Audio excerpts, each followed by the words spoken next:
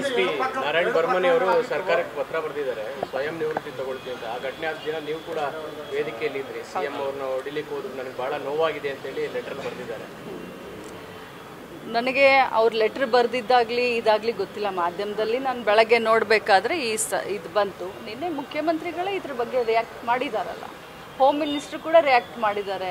ನಾವು ಯಾವುದೇ ಕಾರಣ ತಗೊಳ್ಳಿಕ್ಕೆ ಇಲ್ಲ, ಕರೆದು ಮಾತಾಡ್ತೀವಿ ಅಂತ ಹೇಳಿದಾರಲ್ಲ. ಅಲ್ಲ, ಈ ಘಟನೆ ಆದಮೇಲೆ ಅಟ್ಲೀಸ್ಟ್ ಅವ್ರಿಗೊಂದು ಸಾಂತ್ವನ ಹೇಳೋದಾಗ್ಲಿ ಕರೆದು ಮಾತಾಡೋದಾಗ್ಲಿ ಮಾಡಲಿಲ್ಲ. ಏರ್ ಆಫೀಸರ್, ಅವ್ರದೇ ಇಲಾಖೆ ಏರ್ ಆಫೀಸರ್ಗಳು ಕೂಡ ಮಾತನಾಡಲಿಲ್ಲ ಅಂತೇಳಿ ಅವ್ರ ಪತ್ರದಲ್ಲಿ ಉಲ್ಲೇಖ ಮಾಡಿ. ಅಂದ್ರೆ ನಂದು ಅಲ್ದೇ ಇರೋ ತಪ್ಪಿಗೆ ನಾನು ಶಿಕ್ಷೆ ಗುರಿಯಾದೆ.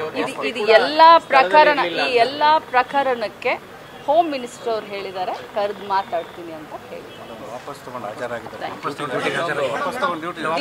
ಡ್ಯೂಟಿಗೆ ಹಾಜರಾಗಿದ್ದಾರಂತೆ ನೋಡಿ, ವಾಪಸ್ ತಗೊಂಡಿದ್ದಾರಂತೆ, ಡ್ಯೂಟಿಗೆ ಹಾಜರಾಗಿದ್ದಾರೆ. ಈಗ ಹಿಂದೆ 2 ಪ್ರಕರಣಗಳಾಗಿತ್ತು. ನಿಮ್ಮ ಮೇಲೆ ಒಂದು ಆರೋಪ ಪ್ರಕರಣ ಇರ್ಬೋದು, ಕಲಬುರಗಿ ಡಿಸಿ ಮೇಲೆ ಆರೋಪ ಪ್ರಕರಣ ಇರ್ಬೋದು. ಎರಡೂ ಸಂದರ್ಭದಲ್ಲೂ ಸಹ ನಿಮ್ಮ ಸರ್ಕಾರ ಕಾನೂನಲ್ಲಿ ಯಾವುದೇ ಕ್ರಮಗಳನ್ನು ಕೈಗೊಂಡಿಲ್ಲ. ಹಾಗಾಗಿ ಅವ್ರಿಗೊಂದು ರೀತಿ ಸಲೀಸಾಗ್ತದೆ. ಸರ್ಕಾರದ ವಿರುದ್ಧ ಯಾರ ವಿರುದ್ಧ ಮಾತನಾಡೋದು ಸಹ ಯಾವುದೇ ಕ್ರಮ ಆಗಲ್ಲ ಅಂತ ಒಂದು ರೀತಿ ಸ್ಪಷ್ಟವಾದಂಗೆ. ನೀವು ನೋಡಿದ್ದೀರಾ ಏನೇನು ಆಯಿತು ಅಂತ. ಸರ್ಕಾರ ಕ್ರಮ ತಗೊಂಡಿಲ್ಲ ಅಂತ ಹೇಳ್ತೀರಾ, ಕಾನೂನ ಕ್ರಮ ತಗೊಂಡಿಲ್ಲ ಅಂತ ಹೇಳ್ತೀರಾ. ಒಂದು ವಾರ ನೀವೇ ಓಡಿಸಿದ್ರಲ್ಲ ನಮ್ಮ ಪ್ರಕರಣವನ್ನು.